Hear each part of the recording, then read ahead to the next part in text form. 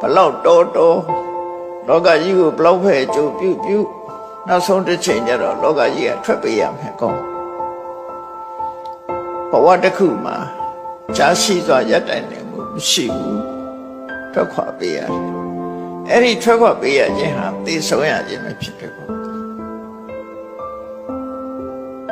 ရထားတဲ့ဘဝတစ်ခုရဲ့အဆုံးသတ်လုံးဝမကောင်းဘူးဖះလောင်းတွေကအဲ့ဒီအဆုံးသတ်ကိုကြည့်ပြီးတော့အသိပညာရှိတဲ့ပုဂ္ဂိုလ်လောကကိုဆင်ញင်သုံးသပ်တယ်သူတို့ရဲ့ဆင်ញင်သုံးသပ်ပုံလေးကိုကြည့်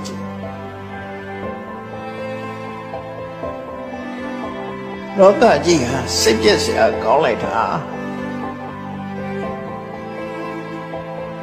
မွေးလာရပြီးတော့သိရတယ်လို့ဖြစ်ရသေးတယ်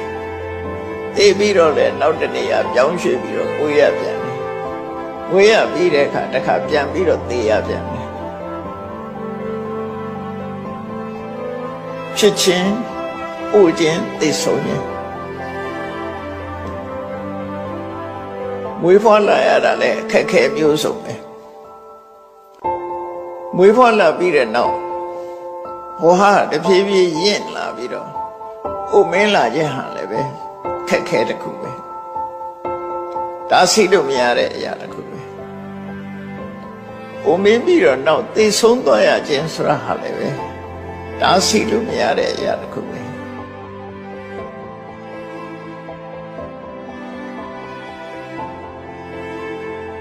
မဟုတ်တဲ့ဒီလံခဏတည်းအောင်ရှာကြလို့မရသေးဘူးကျိုးစားနေကြတော့မယ်ဘဝမှာထာဝရနေဖို့ဆိုပြီးတော့လောကအတင်းထာဝရနေဖို့ဆိုလူတွေဟာတတ်နိုင်သမျှကျိုးစားနေကြ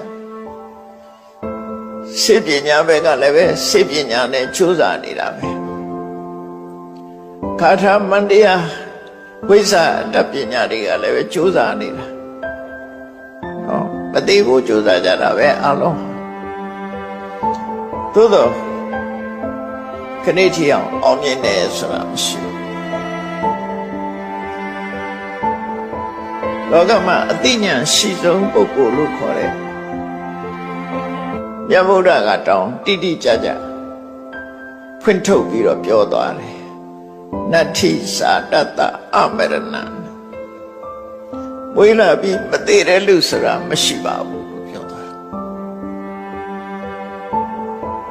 မရှိဘူးလို့ပြောတာတိတိကျကျပြောတာပဲနော်နတ္ထိသာတတ္တအမရဏံလောကကြီးမှာမွေးဖွားလာပြီးတဲ့နောက်မသေးပဲထာဝရနေတဲ့ပုဂ္ဂိုလ်ဆိုတာမရှိပါဘူးဒါကိုပဲအရှိလုပ်ဖို့ကြိုးစားနေကြတာ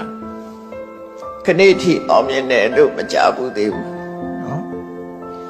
ပုံမြင်နေတာရှိနေတော့မယ်အဲပုံမြင်နေမှရှိနေတာလူတွေရဲ့ကျိုးပန်းချက်နဲ့မျောမှန်းချက်တွေဖော်ပြနေတာသာဖြစ်တယ်အောင်မြင်မှုကိုဖော်ပြတာမဟုတ်ဘူးလူတွေဖြစ်ချင်တဲ့ဆန္ဒလူတွေရဲ့မျှော်မှန်းချက်လူတွေရဲ့ကြိုးပမ်းချက်ကိုသာလည်းဖော်ပြတာဖြစ်တယ်အောင်မြင်သွားတာတခုမှမရှိဘူးလောကမှာအသိဉာဏ်ရှိဆုံးလို့ပြောရတဲ့မြတ်ဗုဒ္ဓအသိပဲနဲ့အေးဝေးလာရင်တော့မရဏံတံဟိစီဝိတံလူအသက်ဆိုတာသိဆုံးခြင်းမှာပဲအပြည့်တရမှာဖြစ်တယ်လို့တိတိကျကျတိတိကျကျထုတ်ဖော်ဟောကြားပြီးတော့မိမိကိုယ်တိုင်လည်းပဲသိဆုံးခြင်းကိုခံယူသွားတာပဲဖြစ်တယ်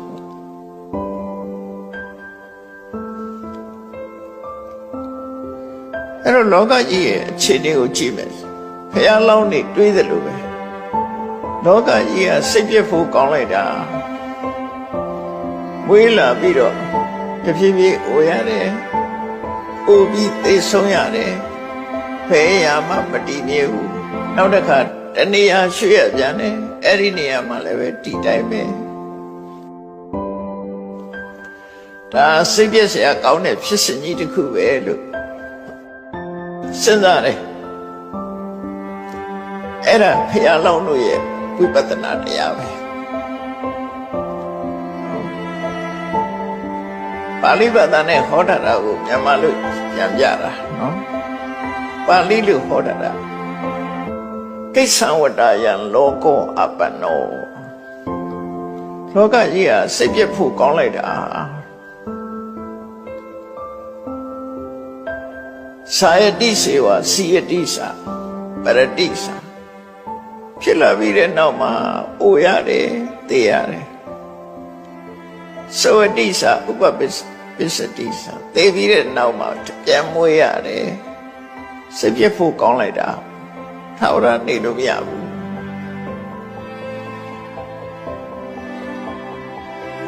အဲ့ဒါဘာကြောင့်ဖြစ်နေရတယ်လဲလို့စဉ်းစားလိုက်တာဩရသေးတာဟာဘာကြောင့်ဖြစ်တာတော့လို့အကြောင်းရှာလိုက်တဲ့သာတိပစ္စယသနာမရဏ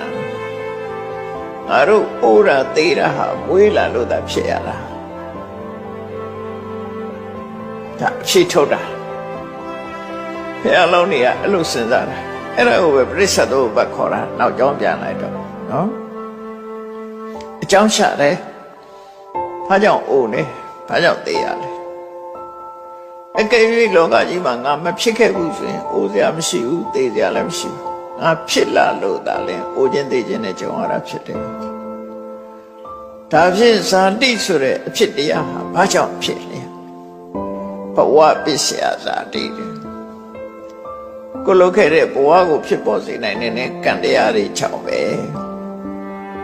ဘဝကိုတိဆောက်တဲ့ကံတရားတွေ၆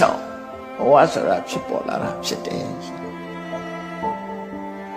ဒါဖြင့်ဘဝကိုဖြစ်ပေါ်လာတဲ့ကံတရားတွေဟာသူ့ဟာသူဖြစ်ထလာတယ်ဆိုမဟုတ်ဘူးဥပါဒနာပစ္စယဘော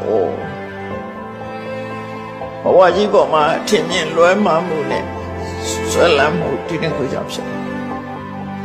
ထင်မြင်လွဲတယ်ဆိုတာအမှန်မသိတာ illusion ဖြစ်နေအမှန်မသိလို့ရှင် illusion ဖြစ်နေ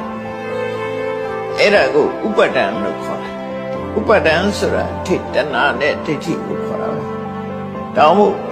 ဘဝကြီးကိုအမှန်တိုင်းမမြင်ခြင်းဟုတ်တယ်လေကိုမြင်တာအမှန်တိုင်းမြင်တာမှမဟုတ်တာတလွဲမြင်နေဘယ်လိုတလွဲမြင်နေတော့ဆိုလူတွေဟာနာမည်တွေအသီးသီးမဲ့ပြီးတော့လေးပဲတွေတတ်ထားတယ်တကယ်ရှိကိုတွေ့ကြည့်ရင်ယုံနဲ့နာမည်ရှိတယ်